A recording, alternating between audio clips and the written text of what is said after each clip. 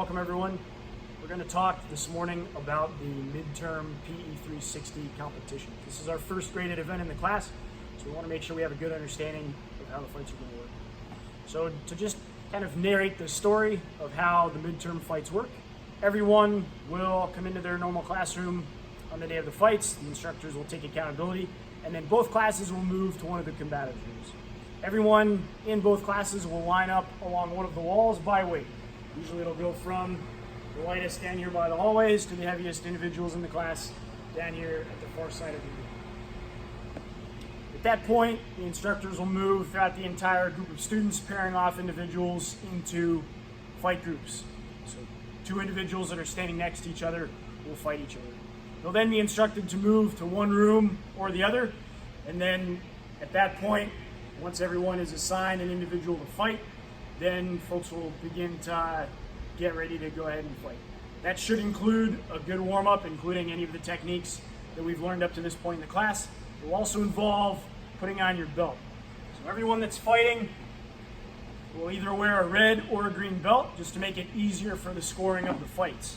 To tie the belt, we'll find the middle of it, and we'll put that in the front of our torso, and then we'll wrap it around ourselves one time with both tails then in the front. And here it's as easy as tying an overhand knot in the belt, just like so. And if there's a lot of excess, we can tuck that in, but it's not really a big deal. So that's how we tie the belts. Once both individuals have their belts tied, we'll start moving through the fights fairly quickly. Because everyone has to fight three-minute fights, we want to make sure that we get through these in a pretty quick amount of time. So the instructors are going to be pushing everyone to either be ready to fight several fight groups ahead, or ensure that they're helping out folks in terms of just letting them know that their fight's coming up, helping them get their belt tied, whatever it may be. So once folks are ready to fight, then they're going to come up to the mat, and let's talk about how the fight's going to work. So again, it's 3-minute fights. So everyone will fight for 3 minutes, 3 separate fights. The fights will start with both students or both fighters on at least one knee. Could be on both knees, must be at least one. At no point in time during the fight will either fighter plant 2 feet. If one foot's planted, that's okay. If both feet are planted, that's likely going to result in a disqualification. The fights are scored using a very simple point system, and the points are based on position. So the mount and the rear mount are both worth 4 points. Side control will be worth 2 points. When an individual moves into one of those positions, they must demonstrate that they've really achieved control of their opponent in that position. So when a fighter moves into mount, rear mount, or side control, the instructor that's grading that fight is going to be counting off 3 seconds approximately in their head to sort of subjectively or objectively note that that fighter has demonstrated control. Now it's objective because we have a 3-second count. It's somewhat subjective because that's dependent on the instructor. That said, if you're fighting, you want to maintain that position and show that you've demonstrated control, so you don't, for example, achieve the mount from side control, get on top, and immediately get rolled over when your opponent achieves, say, the arm trap and roll. Then we haven't really achieved control in that position. So that's how those points are awarded positionally. Now, we can use any technique, either that we've learned in the class or that we know from outside of the classroom, potentially that we picked up from another combat sport such as wrestling, judo, whatever it may be. That said, we're not going to be using any submissions that we haven't learned in the class up to this point. So if it's a submission that we have not taught, then we're not going to use it during the midterms. Other illegal techniques would include things that are just malicious. Eye gouging, fish hooking the nose, that sort of thing. We're not going to do it. We understand that people get amped up, adrenaline starts pumping, things happen. Most likely we're going to give folks a warning unless it's malicious. You know, we're both on our knees here. You say, hey, ready, fight, and we just haul off and hit the person. That's obviously going to result in disqualification.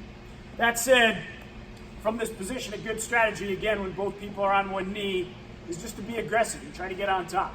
This is not probably a realistic fight situation, right? Fight's not going to break out and both people take a knee and go. But the reason for this is it puts us both in a position where we start out the fight on the ground, but it's very neutral. So neither fighter has an advantage, and so we kind of remove some potential for injury due to takedowns that we just haven't learned up to this point in the class. So again, those are all the legal and a few illegal techniques that we're going to be aware of as we're fighting. A couple other things to keep in mind as we're moving through these midterms. We want to ensure that we remain safe as we're fighting. There's a couple of defenses that are kind of intuitive that aren't really good defenses for two reasons. Number one, if the other person knows what they're doing, it's not going to work. Number two, if they don't know what they're doing, it puts them in danger. For example, if I'm inside the guard and the fighter that's holding the guard starts to achieve the straight arm lock, i.e., I put my hands up by their neck, I'm starting to try to work on that cross-collar choke, but I'm inside the guard, which is a bad idea to try for that, and they start to put in that arm lock. They turn to the side, the leg comes over my head, and I'm stuck right here. Sometimes it's intuitive for me to try to stack that person up on their neck like so. So number one, I've already planted 2 feet. Number two, I'm stacking them up on their neck, which is kind of a dangerous position for them. Number three, if they know what they're doing, they'll just turn over to their stomach and I'm still stuck in that arm lock. So it's not a good defense, again, for both of those reasons. That said, we're going to DQ folks for that sort of thing. And we've already said if we plant 2 feet, that's likely going to result in a disqualification as well. So it's important to keep that in mind. We're going to keep both feet on the fighting surface during the entire fight. So those are the 2 ways that we can win the fight, right? We can either win by points or win by submission. Either we score more points than our opponent, or suppose that opponent's up on us, whatever, 50-0. If we submit them, we've won the fight. So a submission will always trump the points. The fights are graded based on the win-loss record, as well as whether or not that was a win by submission or win by points. So obviously, more wins equals a higher grade. More wins by submission equals an even higher grade. Every individual in the class that comes to class in the right uniform and participates in the midterms will receive at least a 71 on that midterm. So you can lose all 3 fights and not fail the midterm fights, right? So the purpose of it is to exercise the things that we've learned up to this point, not to stress out about the grade. The maximum that we could score on the midterm would be 101 if we win all 3 fights by submission. So that said, the best thing to do and the best strategy is come to class ready to fight, be aggressive, be in the right uniform, have that headspace in the right spot, and be ready to go. Drill before the fights to warm up and to refresh our memory on some of those good fighting strategies. After the initial fights, all the students will be then separated based on their record up to that point. So all the folks that are 1-0 will fight the other individuals that are 1-0. And all the individuals that are 0-1 at that point will fight the other individuals that are 0-1. And that will continue throughout the rest of the fights. So after the 2 fights, we'll have folks that are 2-0, folks that are 0-2, and folks that are 1-1. And now those 3 groups of people will fight each other. So as we progress through the fights, it's paired off as closely as possible by weight, but also somewhat by ability.